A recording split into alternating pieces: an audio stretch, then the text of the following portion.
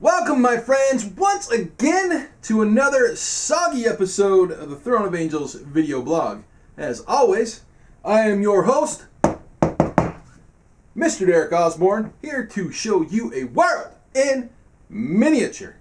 Specifically today, Harbor Town. Join me as we sail into this crusty old fishing village and, well, quite honestly, uncover the mysteries of what it is. Harbor Town, what is it? Well, quite frankly, it's freaking awesome. That's what it is. That's awesome, O-Z-S-O-M-E, right? Right? You all know this. Anyways, the latest offering from our good friends over at the Miniature Building Authority.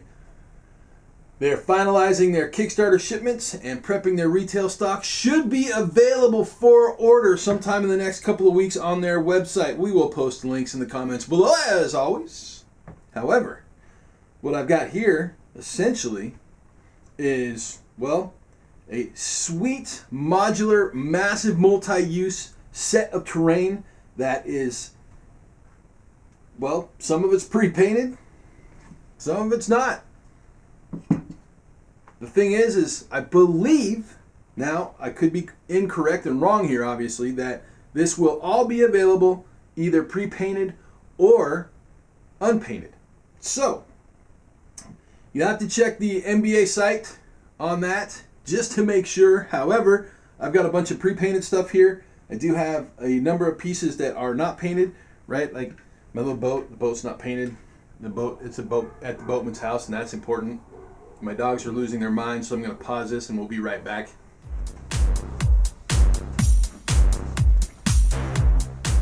All right, now that the dogs are quiet, picking up where I left off. Well, left off in Harbor Town. Again, a multi-use set of terrain that, well, quite honestly, with Mythos coming from Wayland Games, just around the corner, literally, it's going to be available at Adepticon, and I'm super stoked for that. We'll take a look at that game when I have some in hand. But this is perfect for the Deep Ones faction for that game. I also have Umbra. Well, I'll just grab the book really quick. Hold on right there. Umbra Terrace. This showed up.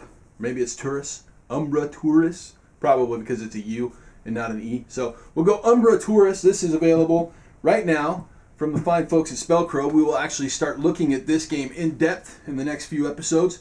But I will be using this for this. Yes, I will also be using this for little Dungeons and Dragons action we got going on at work. So Thursday nights, I've got a D&D night with the guys. Right now, we're running through Ravenloft. Doesn't apply to Ravenloft. However, the next adventure we run through, it will definitely apply there. It's also something that can be used for, well, any of the various games, right? I mean, obviously not Shadespire, but definitely applicable for Age of Sigmar. Because I know those guys have boats, right? They wouldn't have Deepkin if they didn't have boats. But, definitely Wrath of Kings. Can't see it, but it's all up here. Wrath of Kings is top 2 shelves of the books cases. Dead Zone, right? We could do some Dead Zone here. Not quite sci-fi enough, but backwater invasion happens, right? It happens. Quite honestly, you could use it for anything. War Machine and Hordes. It would be great for running through, the Bayou, right? Swamp Gobbers and Gators, and quite honestly, your Minions faction would be sweet. Man, I can just think of 100 different things of what to use this for. But instead of me talking about it, let's take a quick look at it. I'm going to give you a guided tour through my layout of Harbor Town.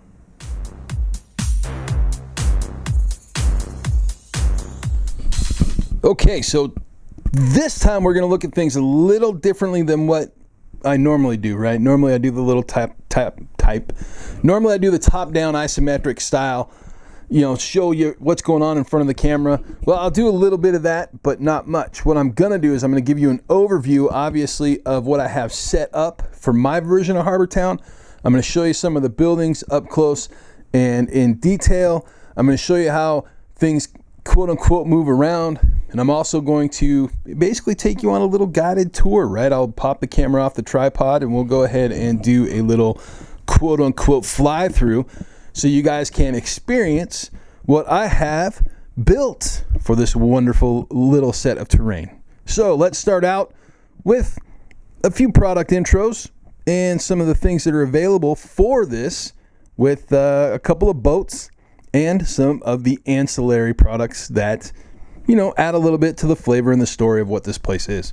Now, we can't really have a harbor town without having boats, right? So we'll start out with, quite simply, a ferry, right? It's just a simple wooden raft effectively used for transporting peoples, horses, maybe some carts from either one side of harbor town to the other, or from the landmass to harbor town itself, right? If you don't have it attached to a landmass. Now, we've also got a barge that's available. Well, quite honestly, a barge is used for moving goods. So foodstuffs and fish back and forth, like I said, between the landmass, you know, maybe the main town and harbor town.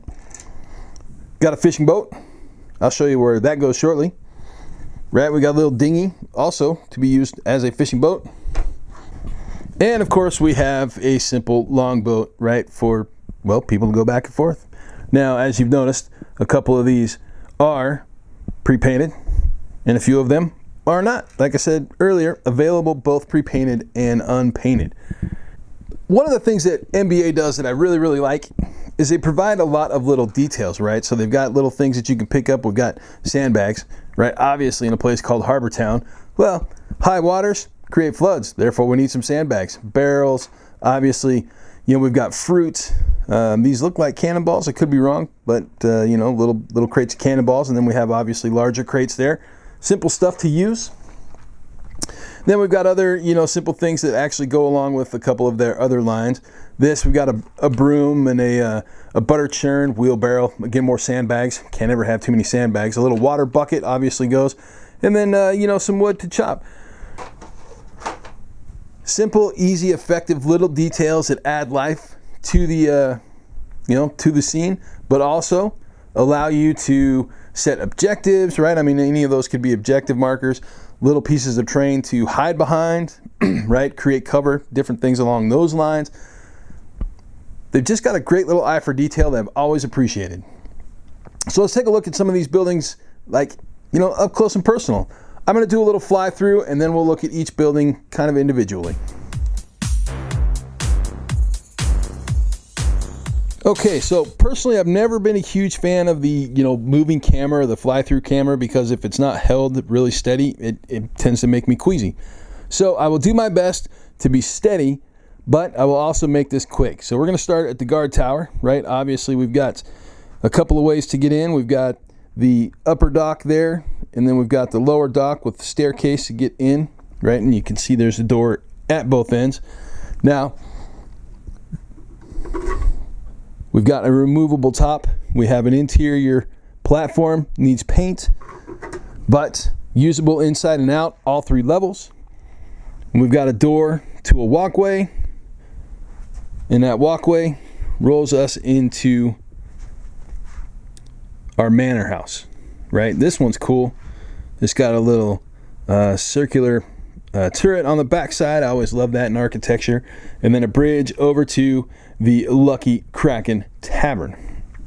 So you can see on the other side, we've got a sign and a Kraken, and we've got, coming off of there, docks to the fisherman's house, right? We've got the fisherman's net dock over there. We've got the fisherman's house, and that dock leads us over to the old crone's house. Now, I'm going to do a little repainting here because those flowers, they're a little too bright and a little too cheerful for me, especially with something like Mythos or some of the other dark, dungy fantasy style games that I tend to play. Now, as we roll through down towards the ruined end of things, we've got a couple of ruins here, and obviously our docks are starting to sink, and we've got a boat that is sunk and stranded. Now, continuing on. Off of the Lucky Kraken Tavern, we have our little marketplace and our boatman's house, right? So this is where our boats go. We've got a little crane over here for offloading large catches of fish into our warehouse. And then at the end of our warehouse, obviously we've got a dock on the front and the back side. We've got our dock there for parking our boats to unload. We've got a little box of crates, or I should say a stack of crates there. Not sure what's in it yet, but as you can see, it's unpainted, needs to be painted. Then we have our little marketplace, food, vegetables, chickens, all that sorts of fun stuff. And then here we are back to our guard tower. So let's take a look at some of these buildings individually and see how they are, basically how we can open up and use them inside and out. Okay, so back to the guard tower. Well, we've already pulled the roof off, and then we have the second level. And again, this needs to be, it just needs a quick brush of paint. You know, I mean, obviously I can etch it and put a wood texture on it, but as you see inside, we have 3 layers or 3 levels to utilize. We've got stairs, or actually I should say a ladder there on the back side, obviously to access all 3 levels of the guard tower. Now again, it's a guard tower, so what do we put in there? Soldiers, maybe a cannon on top, you never know. But we move on to our manor house, removable roof, right? And again, plenty of play space on the inside. Now, this one does not have a removable floor because, and I'm going to pull this bridge off, all these bridges are removable and, as I said, modular.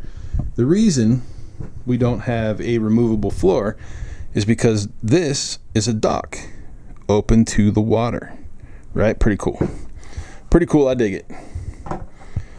Again, the top goes back on. We have plenty of space. Well, might help if I put it on correctly, right? Way to go, Oz. Woo! We have plenty of places to play in regards to setting up interior and exterior movements, right? All of our docks and, well, I should say all of our gangplanks, all of our piers, right? We have plenty of piers. We have plenty of bridges. They are all modular, right? So we can move them to and from, back and forth.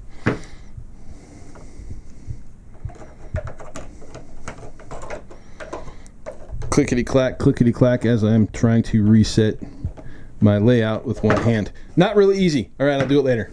Good job, sir. Good job. Moving on to our lucky Kraken Tavern, right? We have, again, another secondary floor in there that lets us go down the stairs to the bottom floor. Then the main roof comes off and we actually have an open tavern. And again, I have it open to my marketplace, which again, like everything, is modular, right? So you can see I can move it around at whim. I've got a gangplank. I got a couple of those that go off to the boatman's house, right? The boatman's house. Also, roof comes off. You got the main floor. This one, however, comes out. You have to forgive me, but we also have dock access, as you can see, because as it's the boatman's house, we can park boats in there. Now, as we continue to move from one side of the table to the other, we put things back together. We've got the fisherman's hut. Lots of details on the fisherman's hut. But again, the roof comes off, completely usable on the inside. A pair of rooms there. So again, you can see some of the detail on the fisherman's hut. Now myself, I'm going to repaint most of the painted stuff because I want more of a blue tint to my buildings. The crone's hut, again, small usable space. And then again, the ruins are just one piece, so nothing comes off on those. But we got the warehouse, usable space inside. You know, and again, I can put furniture and whatnot in this. Got different shapes for our piers, right? Got a couple of triangular ones that just help us, well, add some interest. Because everybody knows that not everything is perfectly square, especially when it sits on the water or has been getting wet for many, many years. All right, I'm going to reset this table back the way that it was, and we will be right back with that wrap. And the wrap. Well, Harbor Town, locking it down. As I shown, it's modular, right? All the buildings are, well, usable inside and out, and it really creates an easy way to get a unique scene / set of terrain on the table, and it allows you to play games like Twisted, Warcry, like I said, the upcoming Mythos, Umbra Tourists. Even you could even run games of 40K and Horus Heresy on something like this, right? I mean, they did during the Horus Heresy drop in and reclaim old worlds. During 40K, you never know what's going on out there in the wild universe. Speaking of Wild West Exodus, right? This would be a great little town for Wild West Exodus. So, I think every game that I have in here, Vanguard, Wrath of Kings, well, with the exception of Shadespire, right? Shadespire is very specific in regards to its table and how it plays. But Warpath Dead Zone, Kings of War Vanguard, we've got 40K and 30K and Wild West Exodus and, the original Ron and Bones, right? Which is what Rum and Bones became. Board game, but the original Ron and Bones would be fun on this if you guys have it. If not, don't sweat it. We've got Warcry, like I said. We've got Twisted. So many options that this thing could be used for. It's just pretty. You guys have seen it's pretty. And beyond that, man, I'm excited to actually play some games and show some games on this bad boy. Up next, we're going to be taking a introductory look at Umbra Tourists. So, be looking forward to that. And I will see you all in 2.